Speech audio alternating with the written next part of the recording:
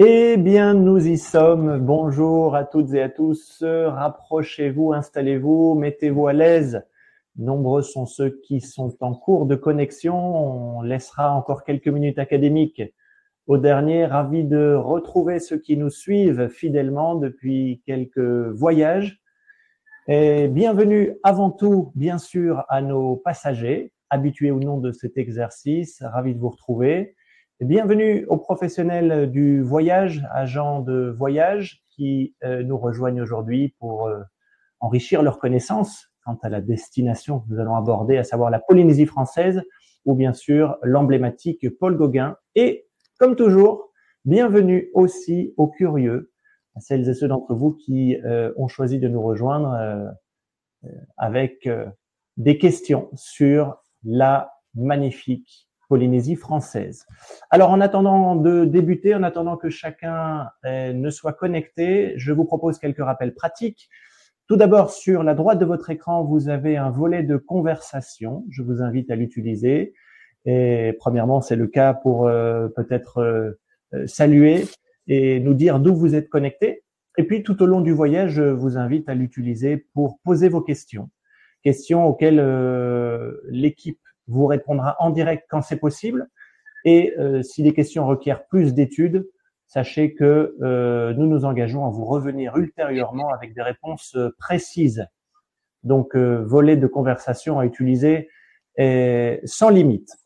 On en profite pour saluer Anaël et Louana qui sont connectés en coulisses, qui vous lisent, qui nous écoutent et qui répondront à vos questions lorsque c'est possible. Si jamais vous deviez perdre la connexion durant cette présentation, pas de panique, vous pouvez cliquer à tout moment sur reconnecter et de nouveau vous joindre à nous.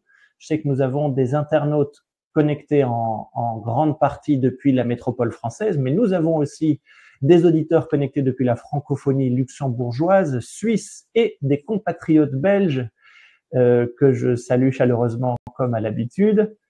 Et nous avons des auditeurs connectés outre-mer depuis les 5 continents. Alors, bienvenue à toutes et à tous.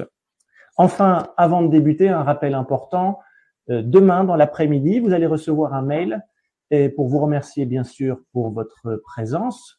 Et puis, pour vous inviter à participer à un quiz qui, bien sûr, traite de notre destination, du thème abordé aujourd'hui, le Paul Gauguin et la Polynésie française. Et si vous parvenez à répondre correctement aux questions, vous pourriez être tiré au sort et emporter une croisière pour 2 personnes. À vos stylos donc, interrogation écrite demain. Je vous propose, sans attendre, un tour d'horizon de nos experts et expertes invités spéciaux aujourd'hui pour vous parler de notre destination, à savoir le commandant René-Paul Boucher et notre consoeur directrice de croisière, Hina Nui. Hina, bonjour commandant, comment allez-vous ? Bonjour Florent, bonjour à tous, à toutes et à tous. Très bien, écoutez, je viens de rentrer de mer justement il y a quelques jours. Je reviens de Tahiti, où j'ai laissé le bateau à mon homologue et puis voilà, je vais profiter des fêtes de fin d'année. Mais ravi de participer avec vous à la découverte du Paul Gauguin et de ses itinéraires. Merci pour votre temps, commandant. Effectivement, vous commandez sur la compagnie Ponant depuis 15 ans maintenant. Vous avez entre autres commandé les Explorers. J'avais eu la chance de naviguer à vos côtés. Et depuis 2021, vous commandez le fameux Paul Gauguin qui nous occupe aujourd'hui. Hina Nui, bonjour. Hina Nui, il n'est pas 16 heures chez vous, il est 5 heures du matin puisque vous êtes connecté depuis Tahiti. Comment allez-vous, Hina Nui? Merci pour votre présence. C'est ça, bonjour Florent, bonjour à tous les internautes de Yaorana. Exactement, là, il est 5 heures du matin, donc en Polynésie française, où les coqs chantent ce matin, où le jour se lève. Pour ma part, c'est un plaisir, c'est un honneur quoi, de faire partie de ce partage aussi sur la Polynésie et entre autres sur le Paul Gauguin. Oui. Voilà. Merci beaucoup de vous être levé aussitôt, Hina. Alors, on va rapidement passer en revue le programme de notre voyage. Vous pouvez accrocher la ceinture, on décolle ou on prend la mer. On va débuter bien sûr avec un coup d'œil sur la destination d'un point de vue plus géographique et culturel. Et puis, nous nous attaquerons aux itinéraires pratiquée par le Paul Gauguin à l'horizon 2025-2026. Dans un troisième temps, nous vous rappellerons ou vous présenterons les offres et avantages Ponant. Et enfin, nous répondrons à quelques questions qui seront sélectionnées durant cette présentation par l'équipe en coulisses, des questions d'intérêt général auxquelles nous répondrons donc ensemble pour en faire profiter le maximum d'entre vous. J'espère que vous êtes prêts. C'est l'appareillage pour ce webinaire intitulé Polynésie entre paysages idylliques et traditions ancestrales. Commandant, est-ce que vous pourriez nous situer déjà sur la carte? Voici la Polynésie française. Ouais, là, il y a un peu plus que la Polynésie française, parce qu'on voit également les îles Cook, qui est un archipel un petit peu à part, on y reviendra plus tard. La Polynésie française, donc on est en plein cœur du Pacifique, au point de vue longitude, et du coup, on est dans l'hémisphère sud, latitude sud. On peut voir là les îles de la Société, avec Tahiti, Moorea, Wainé, Raiatea et Bora Bora.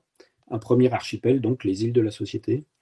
Un peu plus au-dessus des îles de la Société, on va voir l'archipel des Tuamotu avec 2 escales où nous allons, c'est Whakareva et Rangiroa. Et ensuite, un peu plus au nord-est, l'archipel des Marquises, avec nous visiterons 4 voire 5 îles dans les itinéraires 2025 et 2026. Et puis du coup, tout au sud-ouest, l'archipel des îles Cook où nous allons régulièrement, plusieurs fois dans l'année, et nous visitons 2 îles dans l'archipel des îles Cook, donc encore une fois un archipel indépendant qui dépend et qui est en protectorat avec la Nouvelle-Zélande, mais du coup c'est un archipel qui est indépendant de la Polynésie française, et 2 îles, donc Aitutaki et Rarotonga. Donc voilà, en gros, là, l'échelle, les îles ne sont pas à l'échelle, et les distances n'est pas à l'échelle non plus, on va dire. Mais on a une surface qui est l'équivalent de l'Europe, là, entre les îles Cook et le nord des Marquises. C'est extrêmement étendu. Oui, tout à fait. Les distances sont immenses. Et Hina, vous êtes connectée depuis les îles de la Société, si vous pouvez nous situer. Oui, alors donc je suis à Tahiti actuellement, l'île principale de la Polynésie française. L'île où tout se déroule, puisque nous avons chez nous donc notre aéroport international par exemple. Donc Tahiti, le poumon de la Polynésie française. Magnifique. Magnifique. Je souhaite vraiment à toutes nos auditrices, à tous nos auditeurs d'avoir la chance d'y poser les pieds nus pour le coup dans le sable un jour. Et on va passer en revue quelques images qui font bien sûr rêver, que vous pouvez peut-être nous commenter, commandant. Ouais, là on est on est dans la carte postale, bien entendu, mais ce qui est fantastique avec la Polynésie française, c'est que tous les jours on rentre dans une carte postale. C'est juste incroyable. Tu as pu venir vivre cette expérience, Florent, avec nous. C'est la centrale, là où on voit le lagon de Bora Bora, et c'est exactement en fait une plage sur laquelle on dépose nos passagers. Cette petite plage là qui est au premier plan de la photo au milieu en haut, avec qui est donc une plage qui se trouve sur la barrière de corail, un motu, on appelle ça, et au fond la sublime montagne de Bora Bora qui a une forme incroyable. Voilà. Et puis ce qu'on voit bien également, c'est que toutes ces îles, il y a ces couleurs de lagon, bien entendu, mais il y a aussi cette végétation tropicale, luxuriante, qui est incroyable, soit en bord de mer, avec des palmiers, mais également, quand on monte dans les montagnes, une végétation plus variée, plus diversifiée, et très, très riche, qui est incroyable, la végétation tropicale là-bas. Et puis enfin, les fonds sous-marins, c'est tous les jours... mettre un masque et plonger dans un aquarium, il y a des petits endroits secrets où on dépose nos passagers, et ça, quand on part en Polynésie, il faut pouvoir mettre la tête sous l'eau, bien entendu. Oui, tout à fait. Comme vous dites, on pourrait penser que ces images ont été améliorées, filtrées pour le catalogue. C'est pas du tout le cas. Vous avez ces images, ces couleurs au quotidien, du réveil au coucher. C'est vraiment des images à couper le souffle. Hina, vous êtes depuis Tahiti. est-ce que vous reconnaissez cette région où se trouve la maison traditionnelle au centre, en dessous de l'image? Alors, si je ne me trompe pas, cette maison, elle serait à Moorea, mais je ne suis pas certaine. Par contre, comme le commandant le disait bien, au niveau du paysage que nous avons ici en Polynésie, ici à travers ces photos-là, on voit bien que c'est la carte postale de la Polynésie, donc avec bien sûr l'île de Bora Bora, avec sa montagne qui s'appelle Otemanu. Donc, il faut savoir qu'en Polynésie, chaque île a une histoire. Une histoire, par exemple, de Bora Bora, il faut savoir qu'auparavant, elle s'appelait Vavau, mais bon, on ne va pas trop s'attarder parce que sinon, ça risque de prendre plus de temps sur ça. Mais c'est sûr que pour nous, les Polynésiens, nous sommes très, très rattachés à cette culture et de connaître justement cette histoire, qui est notre histoire en fait. Tout à fait, tout à fait. Ça me fait penser à la silhouette de l'île de Wahine qui raconte son histoire de façon plus ou moins réaliste dans le film de Disney qui s'en est inspiré. Est-ce que vous connaissez la légende plus précisément? Alors, l'île de Wahine, quand on regarde au loin, on aperçoit en fait une femme qui est allongée, donc une femme enceinte. Bon, Huahine, si je dois traduire mot à mot, Hua, qui est le sexe de la femme, et donc Hine, Hine qui est autre que la femme. Donc, pour les intéressés, l'île de Wahine n'est pas l'île des femmes, quoi. Eh oui, c'est donc Vaiana, un film à ne pas louper pour rêver un peu en attendant de pouvoir prendre l'avion. Voici d'autres images et pour ceux qui ne vous auraient pas reconnu, cette Vaïné en bas à droite danse, la danse traditionnelle, l'une des danses traditionnelles tahitiennes, c'est vous, n'est-ce pas?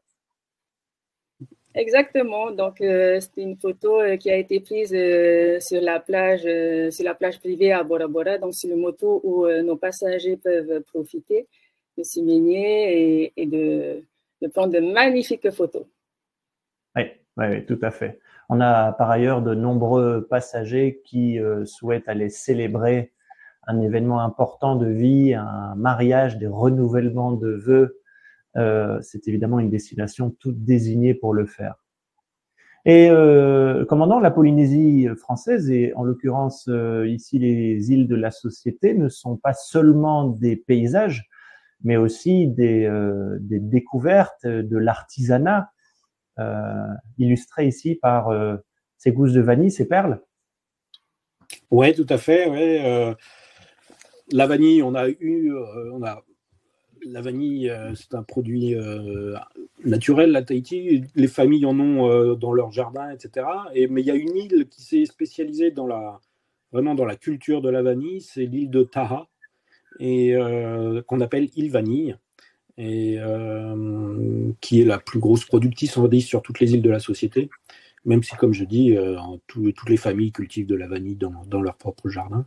Mais c'est d'ailleurs une vanille incroyable, une des meilleures du monde, très grasse, très épaisse, avec beaucoup de pulpe à l'intérieur. Donc, c'est un des souvenirs qu'on peut ramener de la Polynésie.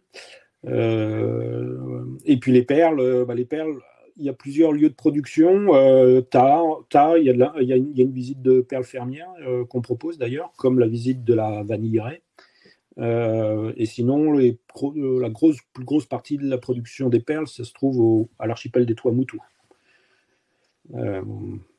Donc voilà, et puis on peut voir au centre également nos Gauguins, qui sont nos ambassadeurs polynésiens que l'on a à bord. On a une équipe de 7 Gauguins et Gauguines, et c'est eux qui vous font partager toute cette culture dont parlait Hina, la culture polynésienne, et qui va être vraiment approchée avec des liens uniques que les passagers ont avec les Gauguins et les Gauguines, et qui font des animations et des explications quotidiennes de ce que c'est que la Polynésie. Tout à fait, tout à fait. Et c'est un échange qui est tout à fait caractéristique du pôle Gauguin, dans la mesure où le navire y reste à l'année. Il est taillé pour cette destination. Il y navigue depuis 2 décennies passées. Et il y a véritablement un parfum de Polynésie à tous les coins de coursives. Et les passagers et l'équipage ont vraiment la chance de vivre la Polynésie dans le quotidien, y compris grâce à la présence de nos ambassadeurs et ambassadrices tahitiens, tahitiennes. Oui, tout à fait. Et Ina était ambassadrice polynésienne avant de devenir directrice de croisière. Voilà pour l'anecdote. On va passer en revue quelques-uns des itinéraires pratiqués par le Paul Gauguin. Avec ce premier itinéraire qui est souvent très apprécié de nos passagers français, européens, c'est l'itinéraire qui part de Papeete, fait d'abord 1 ou 2 escales dans les Tuamotu et se rend dans les Marquises avant de revenir vers les îles de la Société pour clôturer le voyage. On parle donc d'un séjour de 14 nuits à bord. En 2025, il y a 4 départs. Que dis-je, 6. Il y a un départ en juin, en juillet, en août, en septembre, en octobre, en décembre. C'est évidemment une excellente façon de se faire une idée de la Polynésie française assez générale, puisque vous profiterez de paysages, de cultures totalement différents, y compris en termes de géologie, on y reviendra. Passant par ces 3 archipels majeurs. Alors, on va passer en revue justement quelques-uns des panoramas, quelques-unes des rencontres sur cet itinéraire, avec ici, c'est Fakarava, sauf erreur, j'y ai quelques très beaux souvenirs. Commandant, on s'arrête pas très loin de cette plage. Tout à fait, ouais.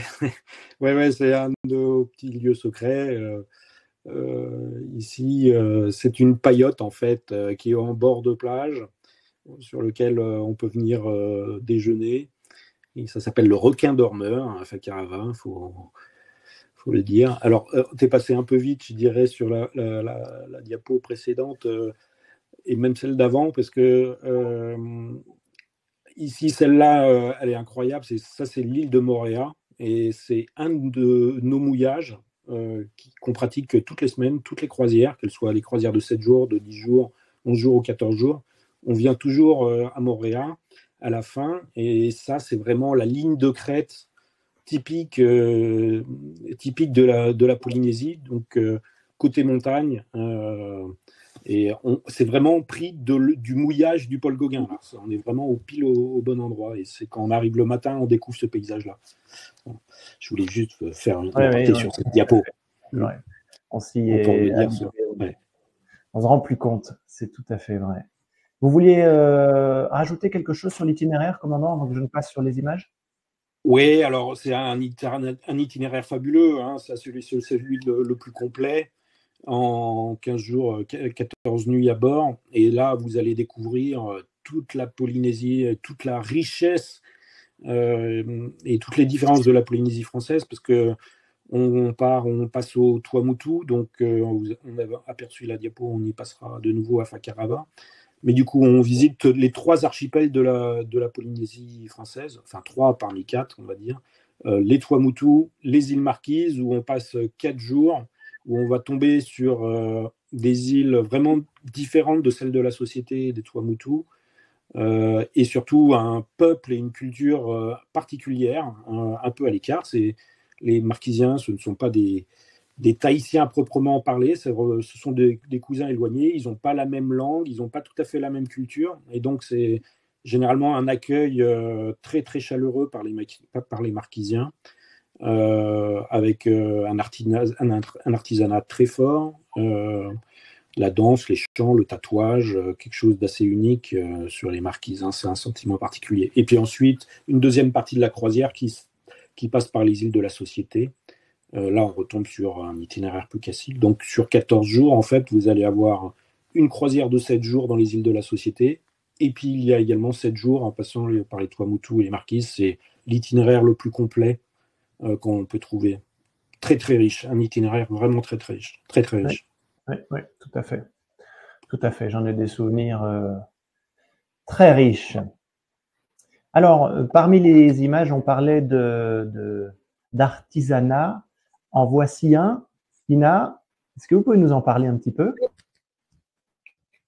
Donc, sur cette photo, nous avons ce qu'on appelle la fabrication du tapa. Donc, le tapa est un tissu traditionnel fabriqué à partir de l'écorce de certains arbres. Donc, les Marquisiens sont plutôt des spécialistes sur le tapa, en particulier l'île de Fatoriva, où ils présentent de magnifiques pièces dessinées avec des motifs marquisiens. Donc, c'est tout un processus, en fait, pour produire ce tapas-là. Il faut dire qu'il faut donc prendre l'écorce de certains arbres. Aux marquises, ils utilisent souvent le mûrier.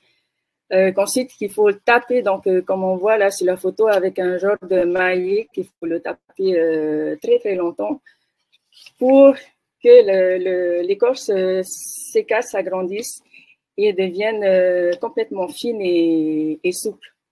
Et donc, le tapa, à l'époque, était utilisé pour vêtir les personnes, puisqu'il faut savoir que nous n'avions pas de textile, hein, de vêtements comme aujourd'hui. Et c'est aussi donc un produit qui est très, très ancestral et très important donc, dans la culture polynésienne. Oui, tout à fait. Et durant votre voyage, vous aurez la possibilité d'échanger avec les artistes, ceux qui possèdent encore ce savoir-faire et qui vous en font la démonstration. Et puis, bien sûr, vous avez la possibilité de négocier un ouvrage ou un autre, peut-être à emmener en souvenir de la destination, de ce que nous avons tous fait. Et voici toujours une photo prise dans les Marquises, Ina. Oui, alors ce jeune homme est complètement tatoué de la tête aux pieds, donc il s'appelle Cédric, qui vit sur l'île de Fatoriva et dès que donc il accueille au loin donc la navette qui arrive à quai, un accueil fabuleux puisque les Marquisiens ils ont cette puissance-là d'accueillir les touristes du monde entier. Et donc, le tatouage est quelque chose de très, très important. C'est une manière pour les Polynésiens de raconter leur histoire sur le corps, leur histoire ancestrale et tout ça, et de partager, bien sûr, à tout le monde, puisque le tatouage, maintenant, il est reconnu mondialement, hein, le tatouage polynésien. Moi, je n'ai pas de tatouage, mais j'adore les tatouages. Je ne suis pas tatouée. Mais c'est une manière, en tout cas pour les Polynésiens, de s'affirmer et d'être fiers de cette culture polynésienne, justement.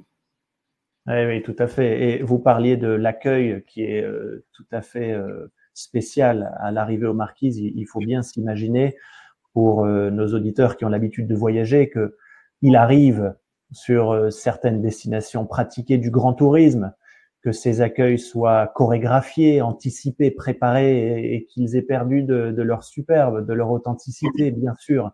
Dans les Marquises, on est sur tout à fait autre chose. Ce sont des îles qui n'accueillent que très rarement des touristes. Nos navires, et en l'occurrence le Paul Gauguin, sont des navires de petite capacité qui, de façon très ponctuelle, viennent déposer humblement les voyageurs sur la plage.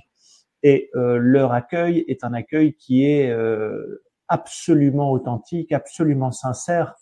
Il n'y a rien de préfabriqué, de surjoué, de préparé. Vraiment, c'est une émotion difficile à raconter, que vous ressentirez. C'est l'accueil polynésien donc, que nous avons et justement donc, aux îles Marquises, la population joue le jeu. Donc d'accueillir tout ce monde qui arrive de très loin et qui viennent visiter donc les îles éloignées, qui viennent connaître leur culture Et pour eux, bien sûr, c'est un plaisir hein, d'accueillir tout ce monde qui arrive, jusqu'aux enfants. À savoir qu'en Polynésie, donc, lorsqu'on accueille des personnes, que ce soit la famille ou bien des personnes étrangères, on est accueilli avec des fleurs. Donc, ils confectionnent ces fleurs-là pour toutes ces personnes. Et c'est ce qui touche ensuite, c'est ce qui touche tout le monde et qui pousse certains à revenir ou même à rester en Polynésie. Oui, tout à fait. Tout à fait.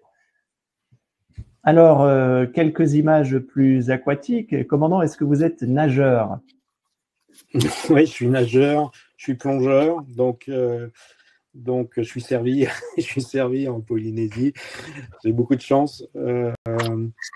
Donc là, on est on est là dans un jardin de corail que l'on peut voir à Wainé. Là, c'est mentionné à Wainé, mais on a des jardins de corail à Bora Bora, à Taha, un peu dans toutes les îles. Là, on arrive à offrir ces excursions vers des jardins de corail. Et quand on plonge, dès qu'on se met dans l'eau, c'est 50, 100 poissons coralliens qui vous entourent. C'est juste incroyable.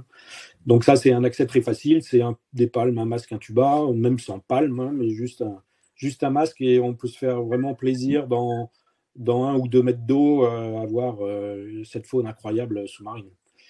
Et puis, si on est un peu plus expert, la plongée sous-marine, on a à bord un club de plongée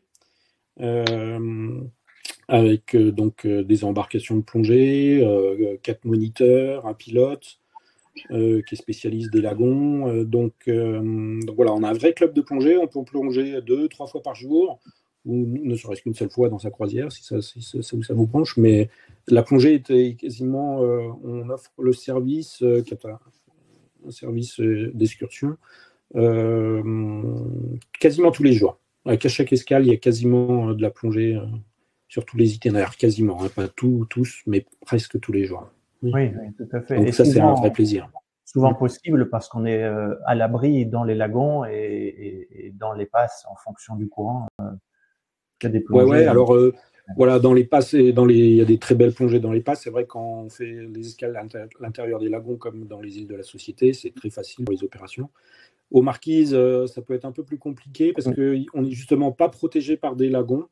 Quand on est aux îles Marquises, ce sont des îles ouvertes, il n'y a pas de corail. Du coup, c'est des îles montagneuses qui descendent directement dans l'océan. Et donc, ça ne nous empêche pas de faire pour faire les opérations plongées. On les offre aussi également aux Marquises et il faut en profiter parce qu'il y a des très très belles plongées avec des requins marteaux, etc. Oui, tout à fait. Mais ça se fait par la coupée au lieu de se faire par la marina. Normalement, la marina qui est ouverte à l'arrière du navire, mais aux Marquises, on ne l'ouvre pas, donc on descend quand même et on offre la plongée par la coupée. Oui. On avait eu quelques plongées ensemble. J'ai un souvenir ici. C'est pas très académique parce que vous verrez pas grand-chose, mais je vais vous montrer un souvenir que nous avons, commandant. C'était il y a quelques années. C'était dans la passe de Fakarava. Je ne sais pas si nos internautes verront bien, mais il s'agit du passage d'un requin juste à côté de nous. Oui, je me souviens. En fait, je l'ai regardé il n'y a pas longtemps, cette photo, cette petite vidéo. Je suis retombé dessus, je l'ai regardé la semaine dernière, quelque chose comme ça. Quel souvenir, quel souvenir. Bien. Alors, tant qu'on rêve, voici la pirogue traditionnelle polynésienne. Ina, est-ce que vous pouvez nous en dire plus? La pirogue, donc pirogue indispensable, on va dire, ici en Polynésie, puisque beaucoup de Polynésiens rament. Moi, je peux le dire, hein, nous sommes les champions en pirogue, en tout cas. Oui, profiter de découvrir nos îles, nos motus, donc les petits îlots qui entourent les grandes îles, donc comme par exemple à Bora Bora. De profiter, de partir en pirogue avec des guides. Bien sûr, c'est un rêve pour tout le monde, hein, puisque déjà nous sommes dans un lieu idyllique avec ses couleurs de lagon turquoise. Le fait de nager aussi, de faire du snorkeling, donc nager, palme, tuba, et de voir autant de poissons. Donc là, c'est sûr que vous serez servi ici en Polynésie et justement, c'est un moyen de découvrir nos magnifiques lagons à travers les excursions en pirogue.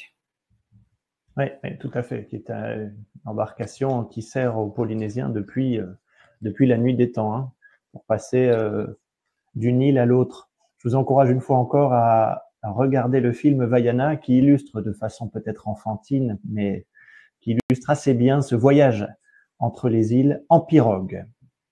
Alors, le voyage traditionnel, voilà, en pirogue. Oui, tout à fait, avec des immenses pirogues d'ailleurs, hein, à l'époque. Voici un itinéraire que vous connaissez, il est sensiblement similaire à celui que nous avons vu il y a un instant. Il y a juste une escale supplémentaire, c'est Rangiroa. Commandant, vous m'arrêtez si je dis une bêtise, et cette nouvelle escale sera pratiquée à partir de 2026. Pour le reste, l'itinéraire est similaire.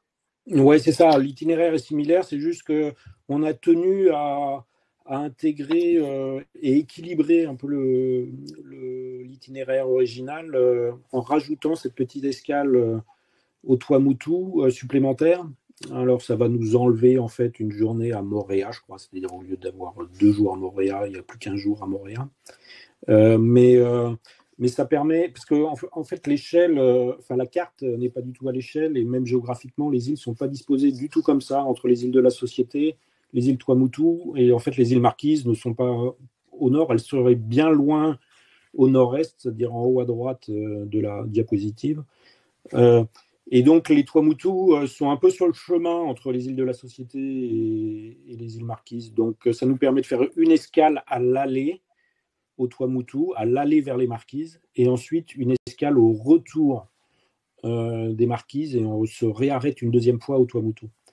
Donc voilà, ça enrichit un peu plus l'itinéraire, c'est un peu plus équilibré, je trouve. Donc voilà, on rajoute Rangiroa, qui est le plus grand atoll de Polynésie française. Je crois que c'est le 2e dans le monde. Donc Rangiroa, c'est un très très grand lagon, mais qui est super, mais notamment pour sa passe qui est très particulière pour nous rentrer dedans à l'arrivée le matin et au départ le soir. Une passe étroite avec pas mal de courant. Elle est spectaculaire. On invite les passagers à venir sur les ponts extérieurs à chaque fois parce que c'est une passe qui est impressionnante. Et puis du coup, dans cette passe, pour la plongée sous-marine, justement, on a parfois la chance de voir beaucoup de dauphins, et des dauphins qui sont en totale liberté, mais qui, ceux-là, aiment bien venir voir les plongeurs et faire coucou. C'est assez sympa. Ah oui, oui. Et j'imagine que cette escale au retour dans les Tuamotu permet de raccourcir la traversée en mer, finalement. Voilà, c'est ça. C'est sinon, on a 2 jours en mer à suivre, alors que là, on n'en fait qu'une seule, et on rajoute une escale.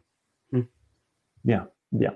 Alors, j'en profite pour signaler du coup que sur 2026, il y a un départ qui implique de fêter Noël et Nouvel An à bord. C'est le départ du 19 décembre 2026. Voilà pour ceux qui souhaitent célébrer Noël loin de la neige.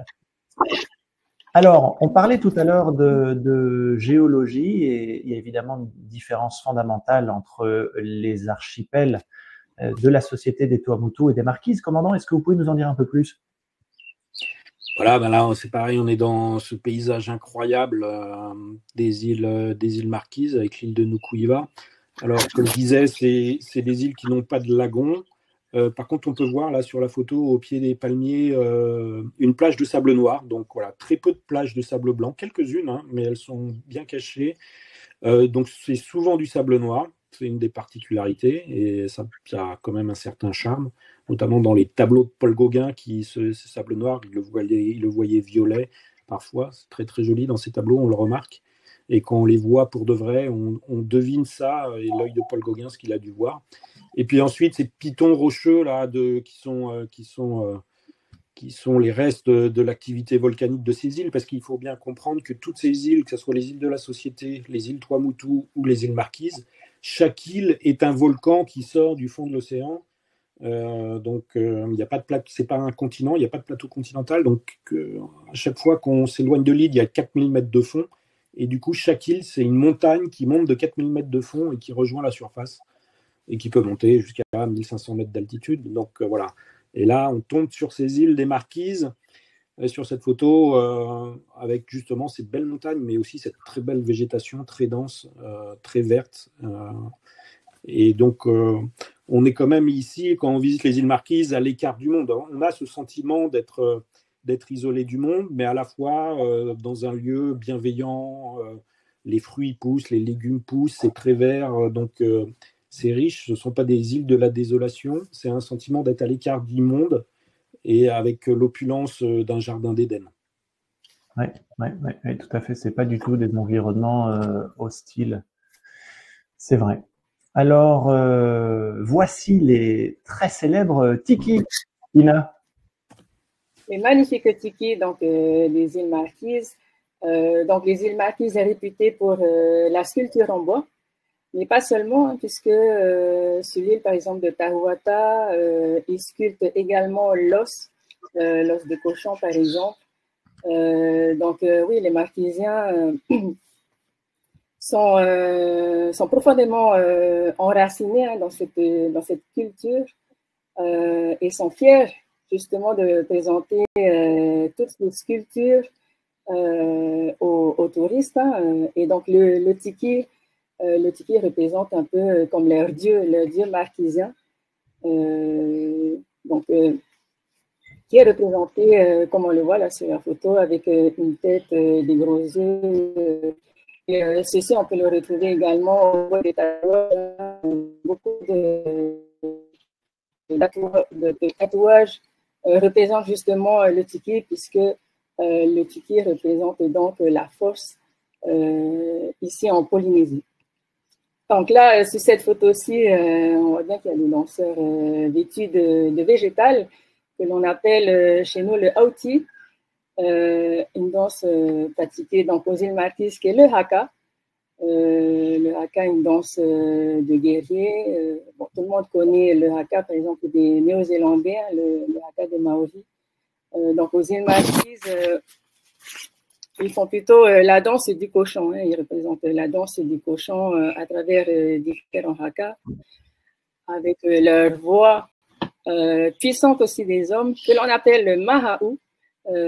Donc ça, c'est très, très impressionnant hein, de voir tous ces danseurs-là qui s'inspirent parfois de leurs ancêtres, qui s'inspirent également aussi des danses néo-zélandaises, mais qui sont propres à eux-mêmes, les Marquisiens. Ouais, toujours accompagné des percussions sur les rondins de bois. C'est une expérience tout à fait impressionnante. Et on identifie ici le très célèbre lagon de Bora Bora, commandant. Oui, tout à fait. On est retour dans la douceur des îles de la Société après ce qu'on a vu des Marquises.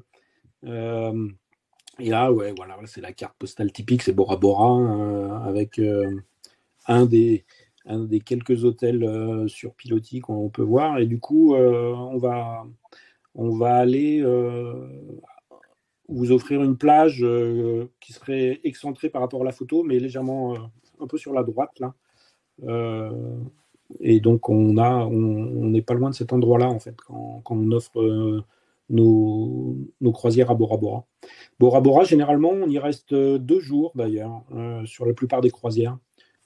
Je dis la plupart, hein, pas toutes, mais souvent, il y a 2 jours à Bora Bora. Il y a également parfois 2 jours régulièrement à Moorea également. Donc, ça permet de bien en profiter. Là, on est sur Moorea et du coup, c'est vu du belvédère. Là, c'est une des randonnées qu'on peut faire. Un départ de randonnée, on peut monter jusqu'à ce belvédère pour voir la très belle vue sur Moorea. Avec là, on verrait le Paul Gauguin qui est au mouillage dans la baie, au fond. C'est des paysages incroyables. Hein. Et depuis ce belvédère-là, on peut partir après sur des randonnées, éventuellement à pied ou en vélo également. C'est la très belle île de Moorea qui est assez équilibrée parce qu'il y a une très belle montagne et également un lagon, bien qu'il soit moins important que celui de Bora ou celui de Taha, il y a quand même la présence de cette barrière de corail et des couleurs de mer incroyables. Oui. Et toutes ces escales offrent nombre d'activités pour tous les goûts, hein, depuis la paresse de la plage jusqu'à la balade, la sortie en quad. taux des mers, des découvertes culturelles, des échanges culturels, de l'artisanat. Enfin, il y a vraiment beaucoup à faire, y compris et surtout sur ces 2 dernières escales que nous avons vues, Bora Bora et Moorea, qui justifient que souvent on y reste 2 nuits. Voici un second itinéraire, un itinéraire sensiblement plus court puisque vous passez 10 nuits à bord. Vous gagnez la traversée vers les Marquises en revanche, puisque vous restez sur les îles de la Société avec un passage dans les Tuamotu, donc 2 archipels durant le voyage.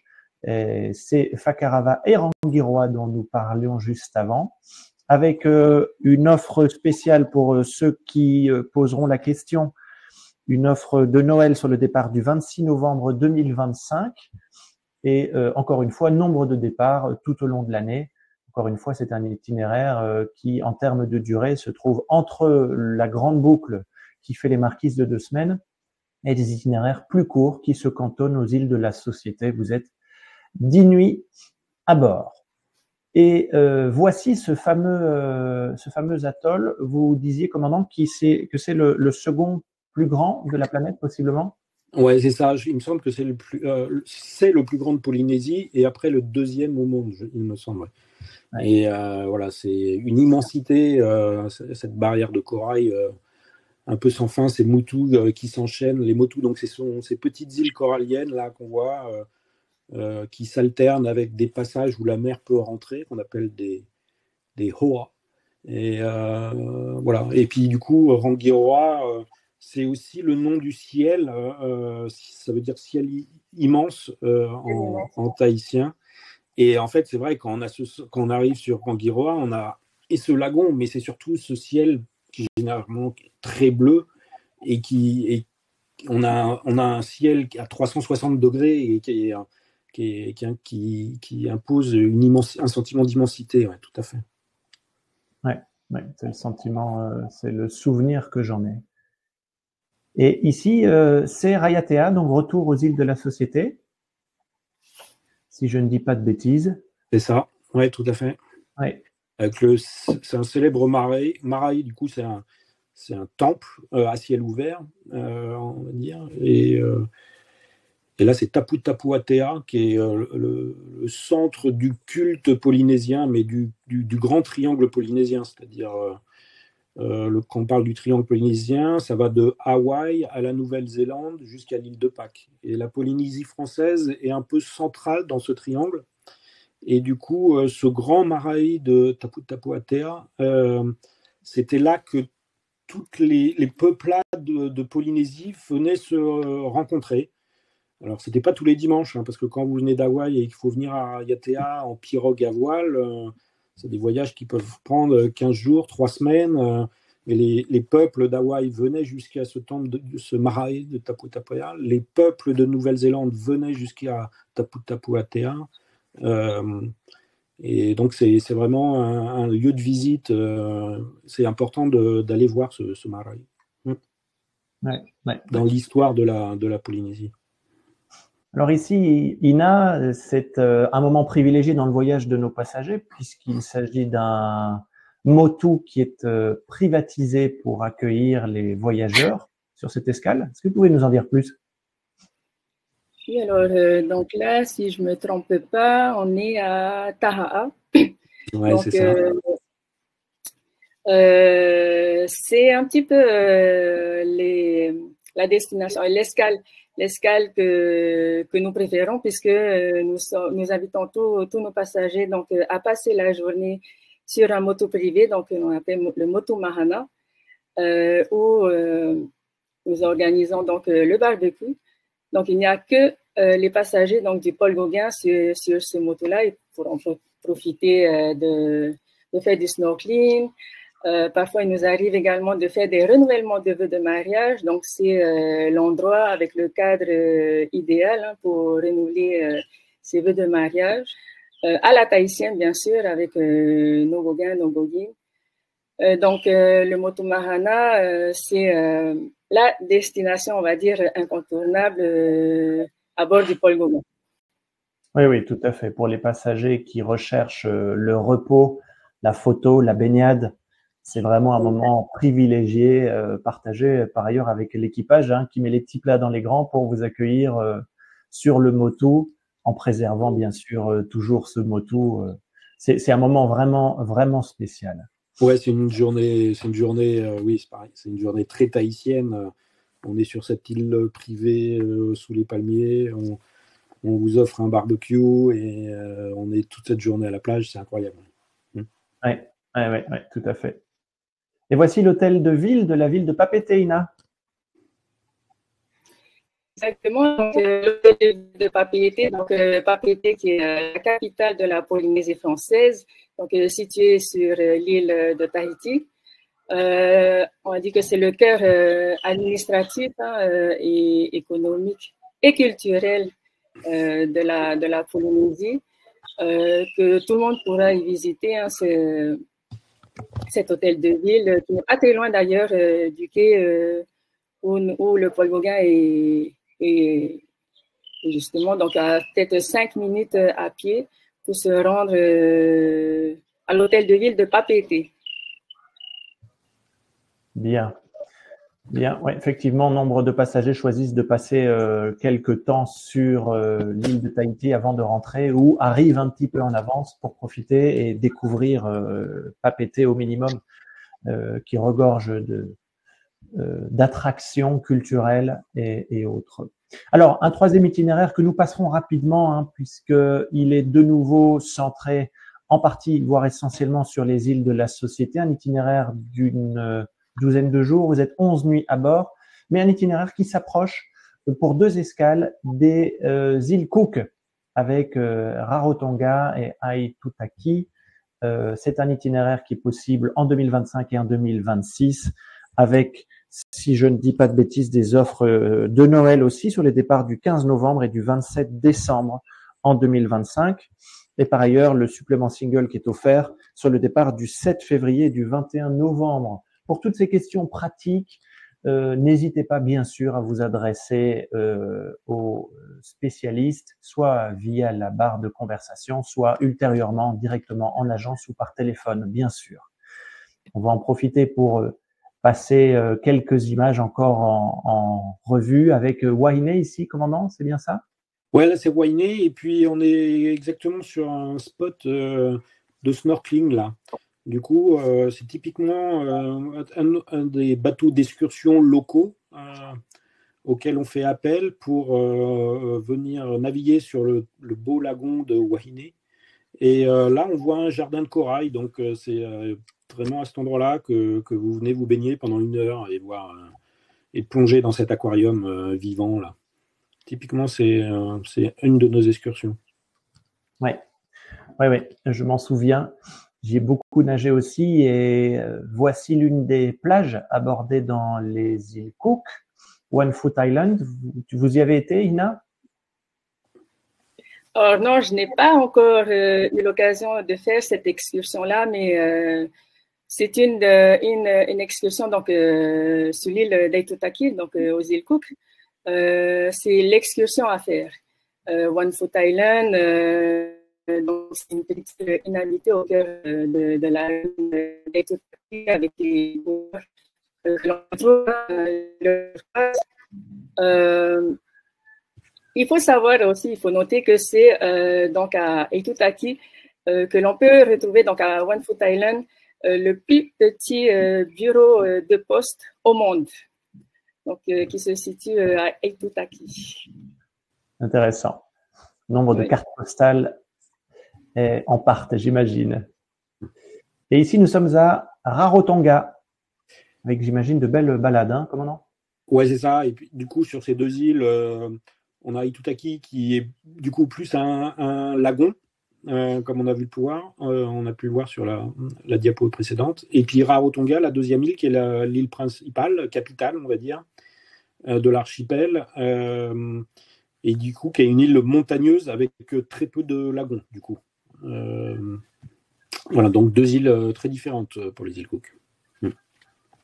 Oui.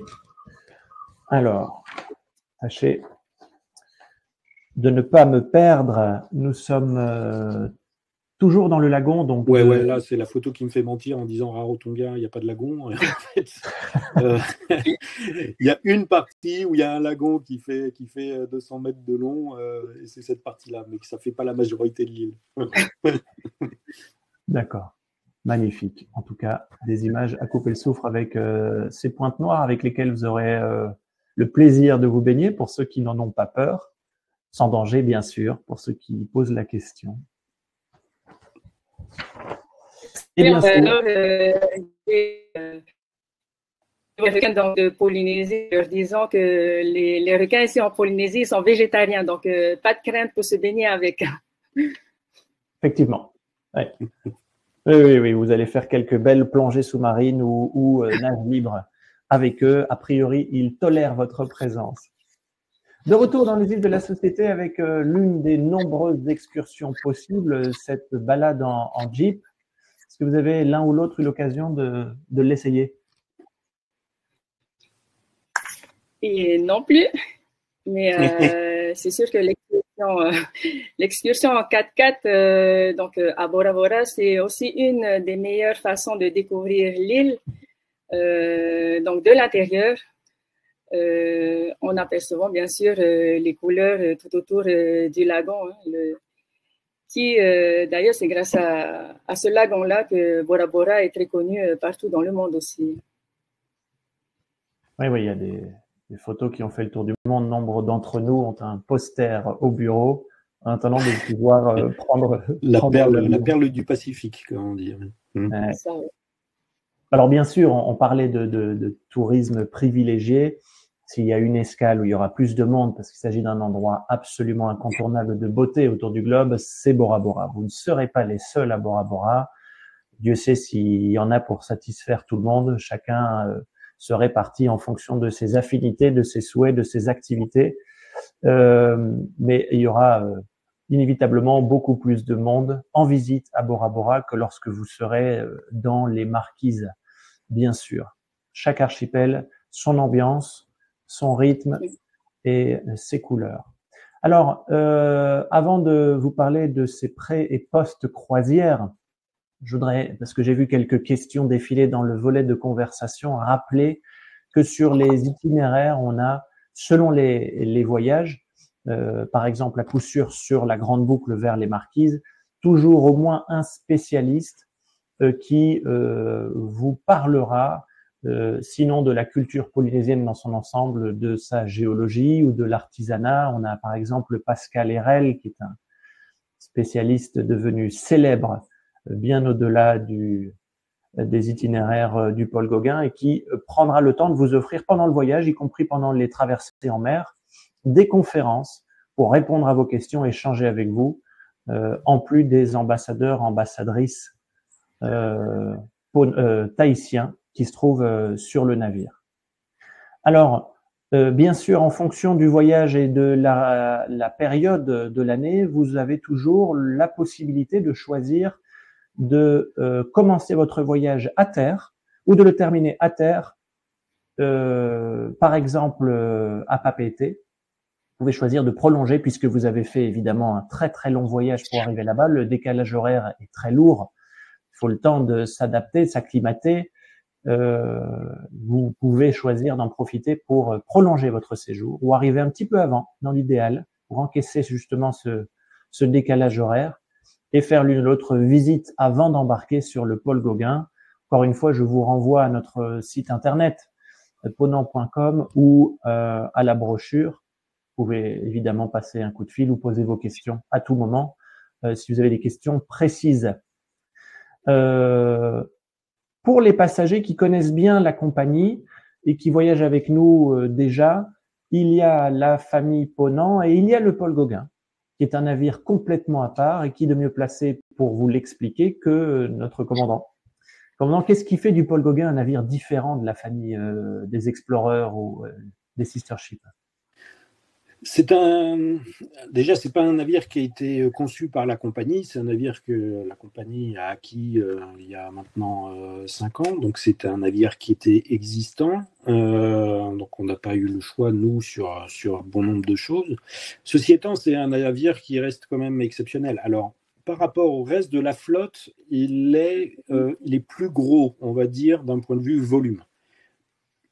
En longueur, pas tant que ça, parce qu'il doit faire 15 mètres de plus qu'un Boréal et un peu plus qu'un Explorer. Donc, c'est pas beaucoup plus long, mais c'est surtout qu'il est un peu plus large. Donc, on est à 22 mètres au lieu de 18 mètres sur les autres bateaux de la compagnie.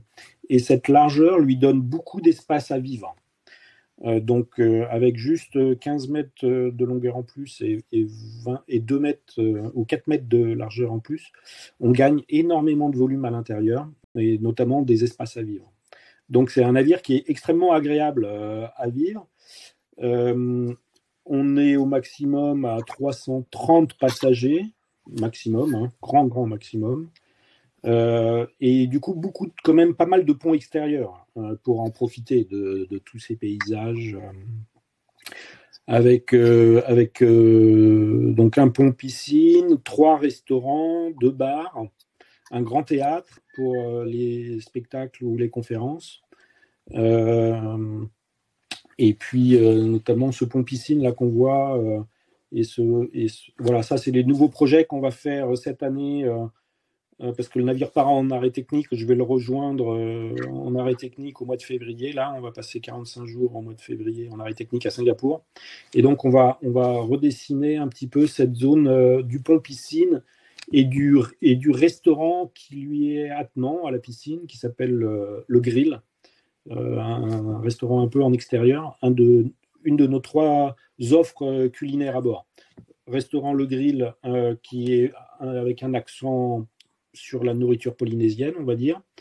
Le restaurant principal, l'Étoile, qui est en open sitting, en libre d'accès. Et puis également la Véranda, qui le soir sur réservation est l'offre gastronomique du Paul Gauguin. Et j'ai hâte de voir le Paul Gauguin de nouveau rajeuni, avec encore de belles surprises. Les images sont magnifiques. Magnifiques. Ouais. Alors, quelques rappels pour ceux qui les connaissent, très rapidement. Ce sont des informations que l'équipe de réservation vous rappellera au besoin, des questions que vous pouvez nous poser à tout moment. Si vous souhaitez découvrir les navires et les itinéraires pour la première fois, vous pouvez profiter d'une offre de parrainage par le biais de ceux qui connaissent déjà la compagnie et qui seraient vos parrains. Il existe bien sûr un programme de fidélité que nous appelons le Ponant Yacht Club, auquel vous appartenez dès le début de l'aventure Ponant. Et au fur et à mesure que vous accumulez les 1000 nautiques, eh bien vous gagnez en galons et viennent avec ces galons différents avantages. Je vous renvoie vers la brochure et le site internet pour plus de détails. Il est aussi souvent possible, sur tout un tas d'itinéraires, y compris plusieurs départs en Polynésie française, de profiter de séjours où il n'y a pas de supplément pour les chambres single, ce qui est bien sûr absolument nécessaire pour les passagers souhaitant voyager seuls. Alors, on a de nombreuses questions, hein, bien sûr.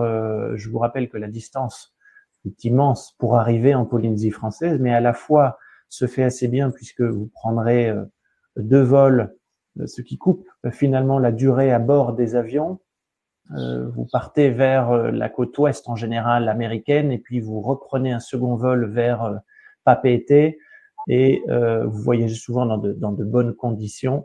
Et si la Polynésie française est aussi préservée, je pense que c'est entre autres et surtout grâce au fait qu'elle soit à ce point isolée. Alors, on tient à ce qu'elle le reste le plus possible. Je voudrais vous rappeler que vous pouvez nous contacter à tout moment. Les numéros sont affichés devant vous. Je vous invite à en prendre note si vous avez des questions. Je vous rappelle aussi que cette conférence, ce voyage, comme les précédents, a été entièrement enregistrée. Elle sera disponible en replay sur la chaîne YouTube de Ponant, de même que d'autres voyages. Et vous pouvez bien sûr nous retrouver justement sur les réseaux sociaux, sur Instagram, Facebook et YouTube. Nous avons rassemblé quelques questions. Je vous dis nous, ce sont surtout ceux qui nous écoutent en coulisses qui ont rassemblé quelques questions auxquelles nous allons tâcher de répondre ensemble pour l'intérêt de tous. La première question peut-être pour vous, commandant, faut-il avoir un niveau minimum de plongée pour espérer partir en plongée sous-marine depuis le Paul Gauguin? Non, pas du tout. Il ne faut pas de niveau. On peut même débuter à plonger sur le Paul Gauguin. Notre équipe de professionnels certifiés peuvent vous former à la plongée à bord. Donc, il faut surtout un certificat d'aptitude ou de non-contre-indication, en tout cas à la plongée sous-marine, avec son docteur, son médecin traitant, ce qui n'est pas compliqué. Mais il faut plutôt arriver avec son certificat à jour, on va dire. Mais après, on peut apprendre à plonger à bord du Paul Gauguin. Donc, il ne faut pas de niveau particulier. On va avoir différents, ensuite, sites de plongée suivant le niveau de chacun. Donc, il y aura plutôt des groupes débutants ou des groupes confirmés. On va plus ou moins profond. Si on débute par un baptême, on va descendre à 3 mètres, peut-être 5 si on est à l'aise. Et puis ensuite, les plongées débutants, c'est entre 10 et 15 mètres. Et puis les plongées confirmées, c'est autour des 20 mètres. Voilà, mais du coup, c'est ouvert à tout le monde. Oui, tout à fait. Tout à fait. On conseillera à ceux qui débutent d'éviter les plongées dans les passes qui impliquent du courant et donc d'avoir une bonne stabilité peut-être. Ouais, c'est ça, mais ça, c'est encore une fois l'équipe des moniteurs de plongée et ils savent très bien ce qu'ils font. Du coup, quand c'est les groupes de débutants, ils trouvent des sites plus faciles à l'intérieur et non pas à l'extérieur des lagons. Oui, tout à fait. Une autre question, Ina. Y a-t-il une période dans l'année où il est conseillé en termes de climat de voyager en Polynésie française? Ah, ça, c'est une très bonne question. Bon, faut savoir qu'ici en Polynésie, nous avons notre saison de pluie, hein, qui est en général en fin d'année, donc vers le mois de décembre à janvier-février. Mais la météo change tellement que personnellement, je conseillerais peut-être plus aux touristes de venir en Polynésie vers la période fraîche, donc à partir du mois de mai jusqu'à juillet-août. Puisque nous avons aussi la saison des baleines, donc c'est une occasion également de voir au loin ou même de nager, hein, pour ceux qui ont cette chance-là, de nager avec les baleines dans nos lagons ici en Polynésie. Oui, tout à fait. Cependant, pour ceux qui s'en inquiètent et qui ont eu des mauvaises expériences avec le temps sur d'autres voyages, en Polynésie française, vous êtes a priori assuré de voir du soleil. Il est surtout question de pluie très forte, très courte et d'un taux d'humidité qui peut varier, qui peut parfois être inconfortable, mais vraiment à tout moment ou tout au moins aux dates prévues par les itinéraires, vous allez découvrir la Polynésie dans d'excellentes conditions. Oui, c'est une météo qui est quand même bien équilibrée sur toute l'année. C'est-à-dire, quand on parle de saison fraîche, on va dire qu'il fait 25 degrés. Et quand on parle de saison chaude, on va dire qu'il fait entre 30 et 32. Donc voilà, c'est en fait assez équilibré toute l'année, on va dire, point de vue température. Point de vue pluie, encore cette année, on voit sur 2024, c'est des pluies tropicales, donc ça peut être, on peut hélas avoir des journées de pluie ou avec des grains. Mais on a aussi de grandes chances de voir du soleil toute la croisière. Plus de chances de voir du soleil que de voir de la pluie. Oui, tout à fait. Tout à fait. Là d'où je vous écoute et d'où je suis connecté, on n'a plus vu le soleil depuis beaucoup trop longtemps. Enfin, voilà, petite anecdote à raconter. Exactement, je vais revenir, j'espère, très vite. Petite anecdote à partager avec nos passagers. J'ai rencontré ma compagne sur le Paul Gauguin il y a 3 ans et vient de naître il y a 2 semaines notre petite fille qui est donc placée sous le signe de la Polynésie. Et j'ai donc une attache tout à fait particulière avec ce navire et avec cette destination. Et ce qui me fait penser que ce monsieur sur cette photo, Ina, tu le connais aussi?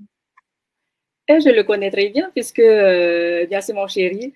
Et on s'est rencontrés également sur le Paul Gauguin donc en 2015 et jusqu'à présent, eh bien, la vie continue et c'est que du bonheur. Donc, Mihimana, très très connu pour ceux qui ont déjà eu cette chance-là de voyager sur le Paul Gauguin. Mimana, un personnage que tout le monde adore, de par sa gentillesse, sa simplicité, son sourire et sa bonne humeur tous les jours. Donc, tout à fait. Donc, venez le voir, il sera là pour vous accueillir. Il transpire la Polynésie. Vous pourrez le saluer de ma part. J'espère vous revoir très vite en Polynésie. Je vous rappelle que cette présentation donc est disponible en replay à partir de demain au plus tard sur la chaîne YouTube. Je vous rappelle qu'il va y avoir un quiz. Vous recevrez un mail demain après-midi si vous souhaitez y participer, et à condition que vous répondiez correctement et que vous soyez tiré au sort, vous pourriez remporter une croisière pour 2 personnes, pourquoi pas en Polynésie française. Merci infiniment. Tout d'abord, elles sont en coulisses à Anaël et Louana à la réservation.